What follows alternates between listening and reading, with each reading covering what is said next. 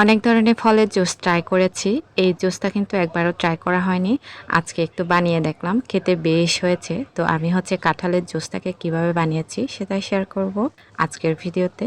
প্রথমে আমি কাঁঠালের কোয়া থেকে বিচিগুলোকে ছাড়িয়ে নিয়েছি।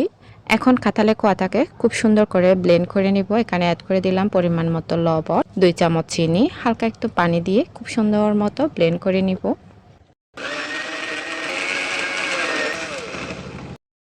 এই তো আমার কাঁঠালের কোয়াটা মোটামুটি ব্লেন্ড করা হয়ে গেছে। এখন ফ্রিজের নরমাল পানি অ্যাড করে দিব পরিমাণ মতো। এরপরে একটু লেবুর রস। এখন হালকা একটু ব্লেন্ড করে নিব। এই তো আমার কাঁঠালের জুস রেডি। এখন গ্লাসে খুব সুন্দর করে সার্ভ করে নিব। আর এই কাঁঠালের জুসটাকে আমি একটু ঘন করে বানিয়েছি। আমার ঘন করে খেতে মন চাচ্ছিল।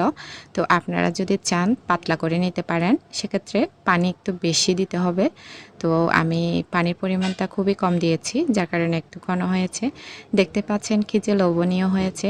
ফার্স্ট টাইম আমি কাঁঠালের জুস ট্রাই করলাম, খেতে বেশ মজা। পরে আবার ট্রাই করব, আমার খুবই ভালো লেগেছে খেতে। তো আজকের ভিডিও এইটুকু, দেখা হবে পরের কোনো ভিডিওতে। সবাই অনেক বেশি ভালো থাকবেন। টাটা।